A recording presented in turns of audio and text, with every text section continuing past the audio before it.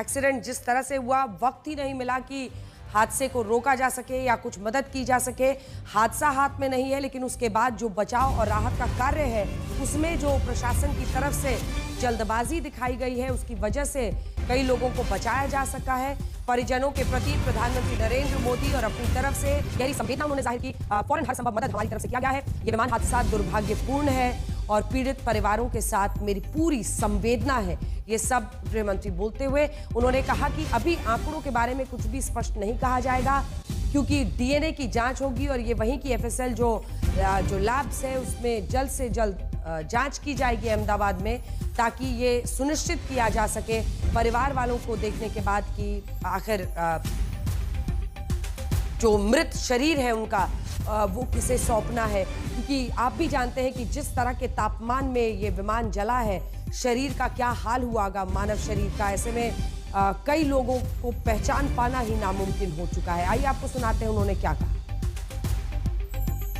हताहत होने की संभावनाएं हैं। इस घटना से पूरा देश क्षुब्ध है और पूरा देश एक साथ पूर्ण संवेदनाओं के साथ ये जो दुर्भाग्यपूर्ण हादसे में पैसेंजर हताहत हुए हैं, इनके परिजनों के साथ खड़ा है। सबसे पहले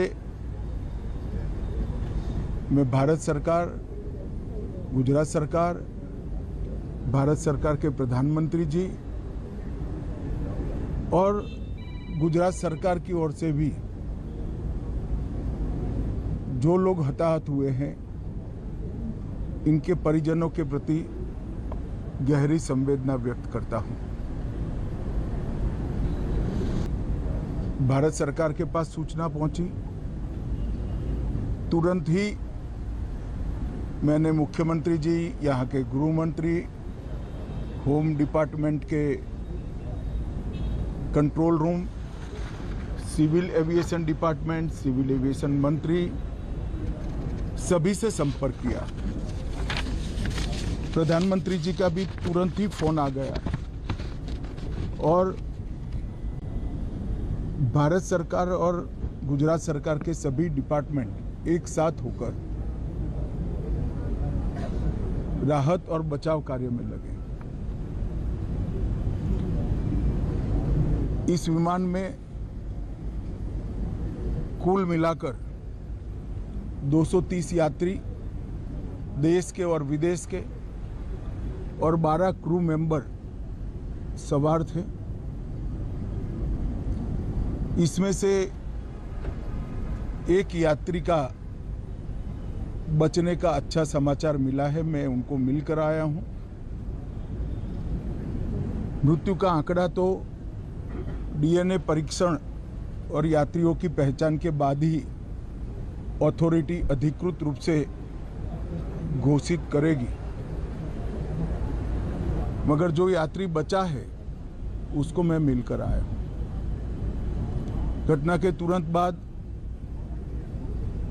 गुजरात सरकार ने बहुत त्वरा से डिजास्टर मैनेजमेंट की सारी इकाइयों को अलर्ट करते हुए, चाहे हेल्थ डिपार्टमेंट हो, चाहे फायर ब्रिगेड हो, चाहे पुलिस विभाग हो, भारत सरकार की भी सीएपीएफ को संपर्क कर सभी ने एक साथ मिलकर राहत और बचाव का कार्य चालू किया। तो गृह मंत्री ने तमाम जानकारी दी। इस मामले में हम बात कर रहे थे बोइंग विमानों की। बोइंग कंपनी के खिलाफ कोर्ट में केस चला। एक सुनवाई में जॉन बर्नेट ये बताया कि विमान में इस्तेमाल होने वाले कई पार्ट्स जो बोइंग 787 है उसके नकली हैं। विमान का इमरजेंसी ऑक्सीजन सिस्टम 2M दर्जे का है, जिसका फेलियर रेट जो है, मतलब फेलियर की जो उसका फीसदी है वो 25% के आसपास है।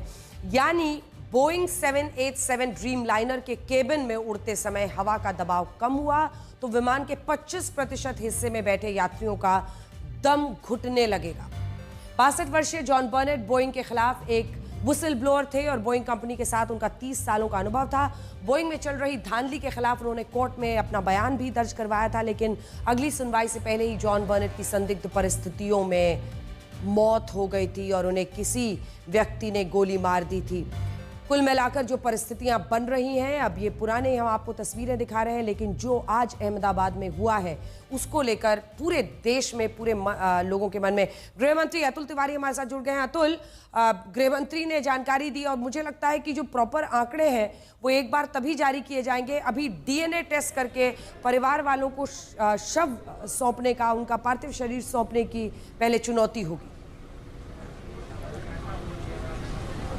अब बिल्कुल, गृह मंत्री अमित शाह ने सीधे तौर पर अपनी संवेदना जो भी मृतक हैं उनके परिवारजनों के लिए व्यक्त की है और जिस प्रकार से पहले भी ये बात स्पष्ट हो चुकी है कि डीएनए सैंपलिंग किया जाएगा, उसी के बाद जो भी पार्थिव देह हैं उनको उनके परिवारजनों को सौंपा जाएगा।